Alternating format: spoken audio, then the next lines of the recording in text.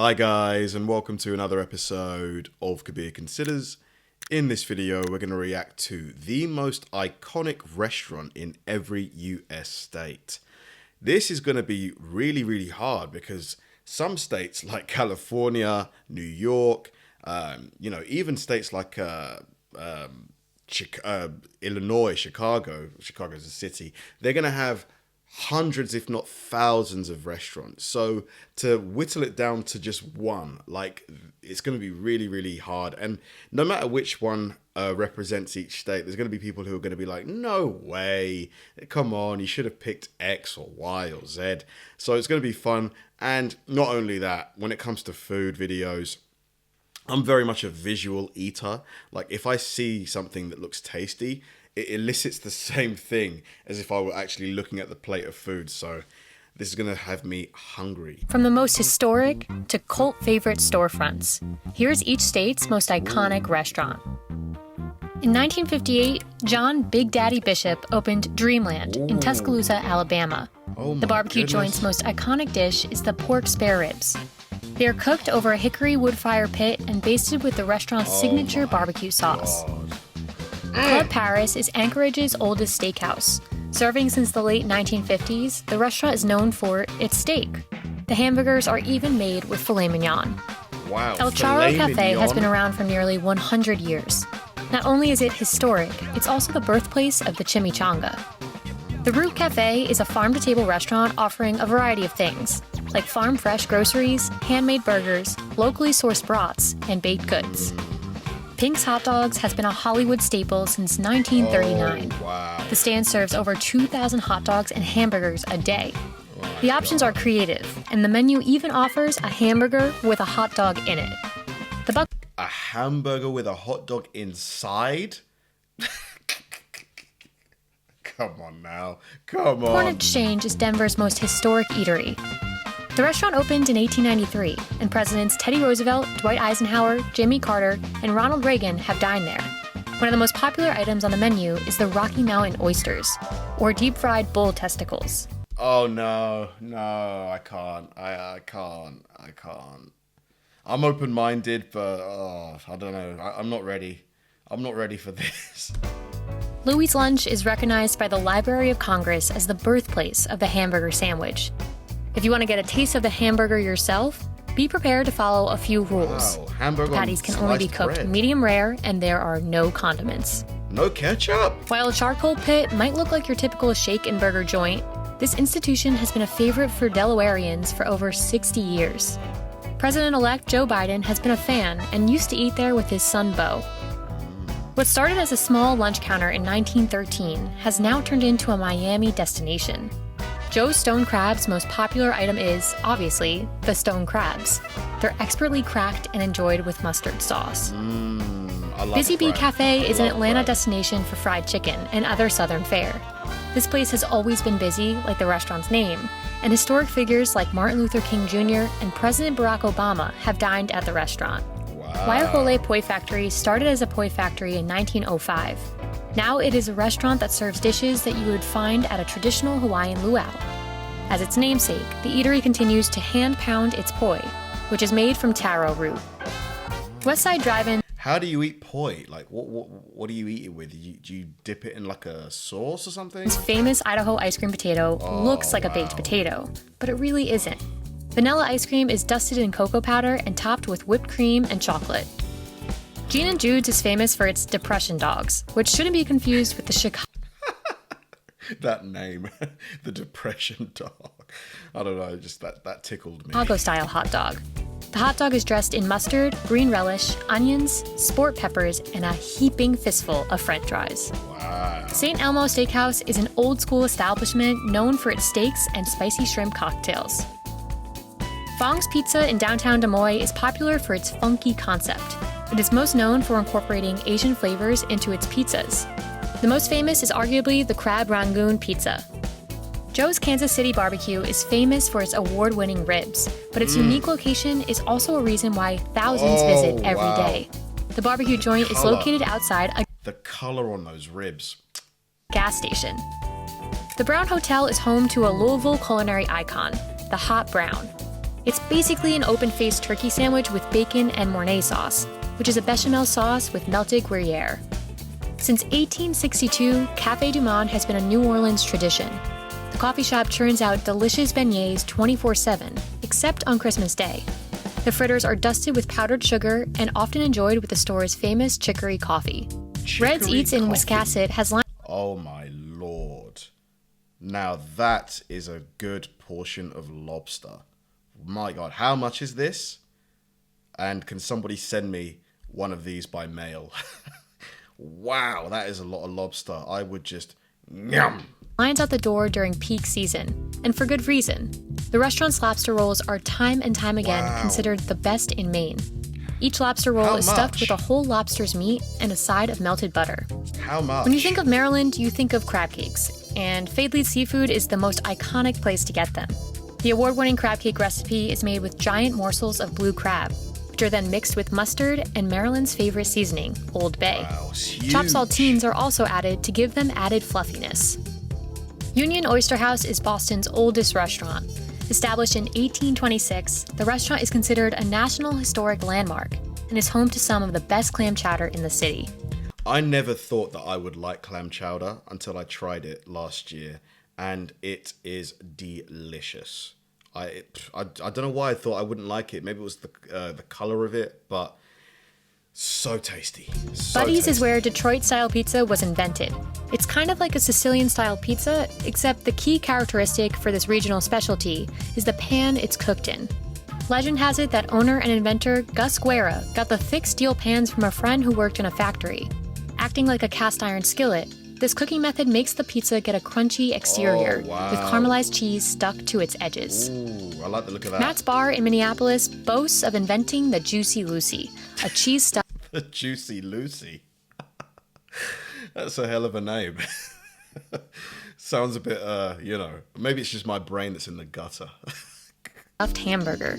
It's time and time again been considered one of the best burgers in the United States. Weidman's in downtown Meridian has been around since 1870 and has been a community staple ever since. The restaurant has continued its tradition of serving every table a jar of peanut butter and crackers since World War II. Arthur Bryant's Barbecue is a destination in Kansas City. Whoa. The barbecue is doused in the restaurant's famous vinegary paprika-y sauce. If you visit, make sure to try the ribs and the burnt ends. Oh, God. Sir Scott's Oasis has been a long-standing eatery in Manhattan, Montana. One of the most popular menu items is the finger steak dinner. The original recipe is basically steak strips deep-fried and served with cocktail sauce. Stella's Bar and Grill is a community staple and popular for its burgers. Was that a fried egg in that burger? Oh my God, that looked so good. The burgers are so popular, the restaurant has been named Omaha's Best Burger for 10 years in a row. 10 years Part of the reason why the straight. burgers are so special is each ground beef patty is hand-pressed on a cast iron grill. Lotus of Siam stands out from other Las Vegas eateries for its award-winning northern Thai food. Chefs, celebrities, and foodies around the world have lauded the restaurant as one of the best Thai restaurants in the country. Popular dishes include cow soy and garlic prawns. Oh gosh. Polly's Pancake Parlor. Man, I'm struggling hard, man. To be fair, all of these picks so far, I see no reason to think that there's a better restaurant or a more iconic restaurant in that state. Because the plates of food that have been served up look phenomenal. Like, if any of you guys have eaten at any of these restaurants, was the food as tasty as it looks? It's a famous pancake restaurant known for its variety of batter options. Some of the mixes, like buckwheat and cornmeal, are stone ground on premises. And of course, the pancakes wouldn't be complete without real maple syrup. You might recognize Carlo's Bakery from the hit show Cake Boss. Buddy Valastro creates these amazing, larger-than-life cakes in real life too. The shop is also popular for its pastries and baked goods. El Pinto is known for its New Mexican cuisine. The restaurant uses a fair bit of chilies, including in its famous red chili ribs. Katz's Delicatessen is a legend. Hey, I've been to Katz. Delicious sandwich, very pricey. And an icon in New York. The old school restaurant has been around since 1888 Look at the and is thickness. world famous for its pastrami on rye sandwich. At Lexington Barbecue, the pit-cooked barbecue is served Lexington style, which is a Western North Carolina specialty. This style of barbecue uses a red sauce, and at this spot, they use a tangy vinegar and ketchup-based sauce. Anything on the menu is great, but the pork shoulder is a must. Red Pepper, or The Pep, is a famous hangout spot for UND students. Its grinders or sub-sandwiches are massive. Wow. The everything grinder takes it up a notch because it's got it all. The signature white sauce, ham, turkey, salami, taco meat, That is huge. I'd finish it, but it's huge. and Colby cheese. Camp Washington Chili serves what Cincinnati is known for, Cincinnati chili. Look how much cheese is on this bowl of spaghetti. That is a lot of cheese. My stomach would be doing somersaults. All night. Just be... The James Beard Foundation honored the restaurant with an America's Classic Award, making it the only restaurant in the city to win the title. Spaghetti is topped with the house chili, which has a secret blend of spices. If you order chili three-way, it'll come with a handful of shredded Wisconsin cheddar cheese. That is so much An cheese. Oklahoma staple, Cattleman's Steakhouse was originally a hub for cattlemen, farmers, and cowboys. Situated in the middle of the historic Stockyard City, the steakhouse is famous for lamb fries, which are fried lamb testicles, and great quality steaks. Voodoo Donut started in Portland and has become world famous for its creative and quirky donuts. I love the look of that Iconic donut. flavors include the bacon maple bar and voodoo doll. John's Roast Pork is not only a must-go destination for tourists, it's also been a local favorite for decades. The restaurant is considered the best to get two of Philadelphia's most iconic sandwiches, the roast Philly pork cheesesteak? and cheesesteak. Yeah. Al Forno in Providence is famous for starting the popular grilled pizza. The margarita has a thin and Grilled crispy pizza. crust, and the cheese and sauce are bright. Husk in Charleston is famous for taking Southern food to a whole new level.